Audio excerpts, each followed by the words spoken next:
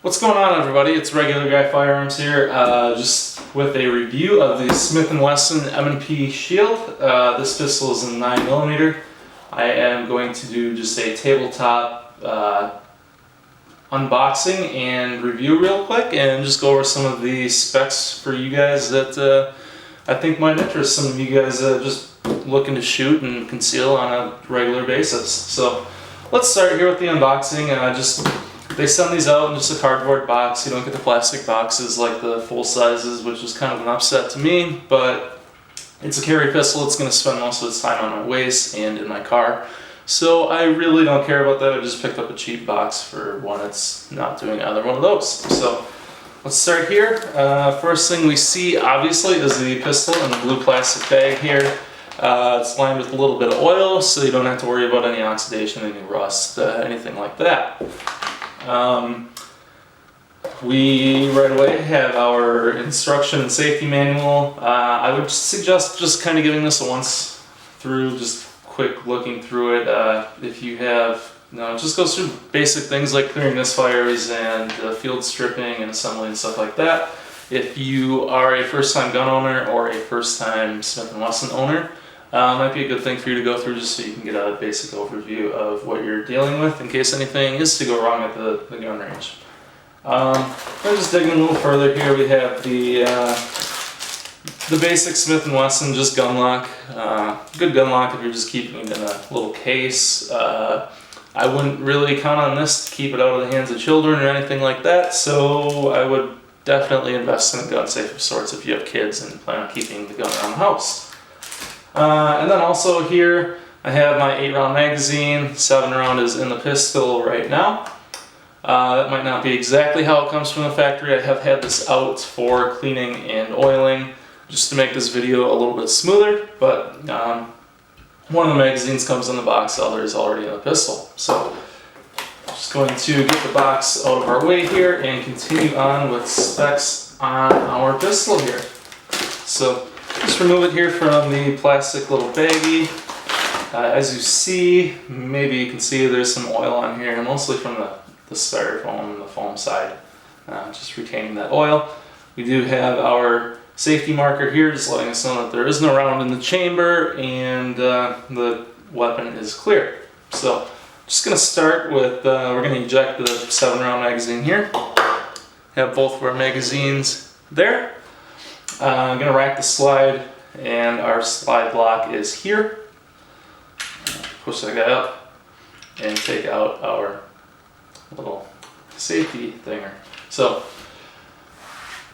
here we have our Smith & Wesson M&P Shield. We know it is safe. We'll check here. No round in the chamber. So it's an overall really nice pistol. It is striker fire. It comes with the 2 single stack magazines. We have our 7-round here without the pinky extension, and we have our 8-round here with the pinky extension. And I think guys with bigger hands like myself will really enjoy that 8-round and still find that 7-round pretty comfortable for a smaller magazine and smaller pistol. So as I said, it's a striker fire pistol. It's a real nice pistol. It feels good in the hand. It feels like a full size. And we'll just put that extended mag here. I had a M&P full size before in 9mm as well. Obviously it was a little bit thicker, but this still retains a very good full size feel in my opinion with a very compact frame here. So we'll just go here. We are safety check there. We'll drop the mag.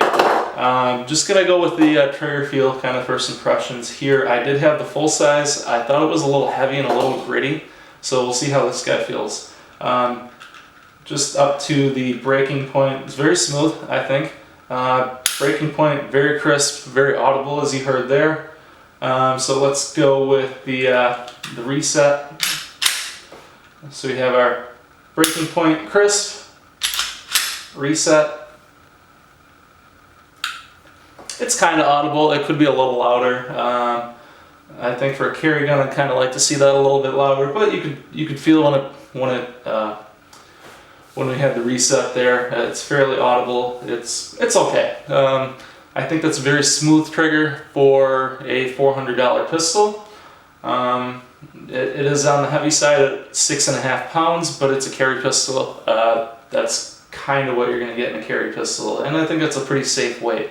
So yeah, we have the feel of the frame. It's a nice polymer frame here. It doesn't have back straps, but it does have the kind of the factory texture here, which I think is real good. It gives you a nice grip on the pistol, and you have a little bit of that on the magazine as well. So yeah, let's go through a quick breakdown and reassembly here for those of you who haven't done it before. We're going to rack the slide and get the slide release button up there. So we're sitting here, again, safety check, no rounds in the chamber. You want to make sure that is the case for sure for breaking down, obviously. So we're clear here. We have a clean gun. Next step is going to use this little lever here. You're going to push it down and we can release the slide. You'll see the slide will move forward a little bit. That's how you know, in most cases, that you are good to go to continue breaking the pistol down here. And then we will pull the trigger, is going to release the slide forward all the way. We'll see it jump here forward. And we can continue to take the frame away from the slide. Our next step is going to be releasing the spring here. How we will do that is we can just put our thumb on the back, on the rear part of the spring, and push forward and slightly lift up, and it'll come right up. And then we have to release or remove the barrel. We can do that by pushing forward, and then we can just grab here and pull up, and it'll eventually just come straight up. So there we have our fully stripped pistol, and we are ready to look into assembling this pistol after we cleaned it. When I first got it, I just took a toothbrush and some good oil and cleaned up all the factory oil, made sure it was all clean, and that really loosened it up a good bit. So we'll go from here and we'll continue to assemble the pistol and get it back into functioning form. So continuing on here, we're just going to reassemble the slide and put the slide back on the frame here. Just going to do it in the reverse order. We're going to slide in the barrel here, push it forward, push it back, you'll see it's flush, and we're ready for our spring. We're going to go with the thicker side of the spring towards the front of the slide here. I'm just going to push it in the hole there with our thumb again, push forward and down. You want to make sure it is level, as you'll see in your manual as well. Just want to make sure it's level before we try to reassemble. We're going to line up the alignment tabs here in the slide and just move forward, and there we are. We're kind of back to where we were square one, and same thing here. We can just pull back. We can lock the slide. On some of the full sizes, I would rack the slide and our little lever here would push back for me. I can't seem to do that with the Shield, so what I do is I just lock it back and I'll push the lever forward and then release the slide, and we are back to where we were with a fully functioning firearm. Just do a slide function check, trigger still works. So here we are. Put our mag in there just for the complete look and our pretty little M&P Shield here. So that is the breakdown and reassembly. Really easy to clean. Very nice pistol in my opinion. A very good beginner gun at a very fair price. I picked it up for $400 at Gander Mountain. None of my local shops were really willing to price match that, which is why I ended up going with Gander Mountain. I'm all about supporting local shops, but I'm not a huge fan when they don't like to work with you. So that's why I went Gander Mountain. Just a few extras here that I got afterwards.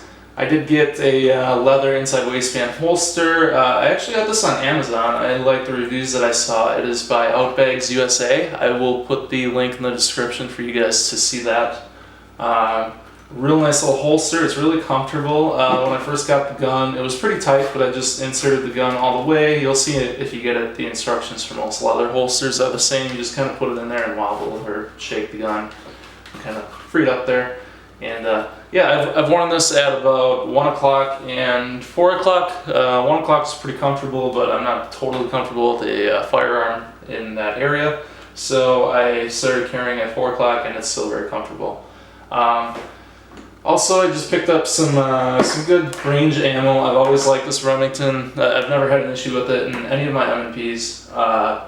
It's $15 per box at Dunham's. I will do a video here soon of how to get this for $11 until the end of October. So we're running out of time, but every year around this time they do have a promotion that I can show you guys how to get for $11 per box. I'm not sure if there's a limit. It might be like 10 boxes or something like that, but I'll show you that in a later video. Also, I like to run this Hornady Critical Defense just for everyday carry use. It's a really nice hollow point ammunition. In my opinion, if you're carrying hollow points are the way to go, just because you never know what kind of situation you're going to be in, and you don't want to have to worry about over penetration like you would in a full metal jacket kind of round. So that's where we're at. I think just looking back on this gun, I'd give the overall design probably somewhere around 8 out of 10. The trigger, I'd say, is probably a 6.5, 7 out of 10. Definitely has room for improvement. Could be a little more audible with that reset, but like I said, you can feel it pretty good in your finger. It is a little bit heavy, but for a carry gun, that's not something I'm too worried about. I didn't really touch on the sights. They are just your standard white, I don't know if they're night sights per se. Let's see what it says. It's just a white dot for the front sight and a white 2 dot for the rear sights. They are really easy to acquire. In my opinion, I don't have any issues with it. I like them. They're pretty easy to reacquire after firing, and I think they're just a pretty decent factory sight. There are obviously improvements out there for a pretty good price for all of the M&P line, so if you're looking into that down the line, definitely feel free. I'm more of a fan of getting used to your firearm and training around your firearm, not upgrading your firearm to kind of fulfill your needs, just because, you know, at kind of a shit hits the fan situation, who knows what you're going to run into, and if you're picking up another firearm, you want to be able to learn how to adapt to that firearm. You don't want to have a firearm that adapts to you. So that's just my opinion. Other people's opinions may differ, but yeah, that's where we sit, guys, here again with the Smith & Wesson M&P Shield. Mine was in 9mm. Very nice pistol, very nice construction, very nice finish, very nice bluing on the slide here. Definitely one that I would recommend. If you're looking for something a little bit bigger, I would recommend either the compact or the full size. Just try out those triggers before you commit to a purchase, because they can kind of be hit or miss sometimes. But I want to thank you guys for watching. I will have more videos here on like AR-15s that I built, just some small stuff like that. And I'll get you guys a video on how to get that ammo for $11 per box, and some more content like that. So if you guys like what you see, feel free to like and subscribe to my channel. There will be more content. If you guys have any suggestions, anything that you would change about this video, feel free to drop those comments in the comment section. You know, any criticism is really welcome. I like to try and conform to my viewers and give them the information and the viewing content and style that they would like. So I'd like to thank you guys for watching. Have a good day, and I'll see you guys soon.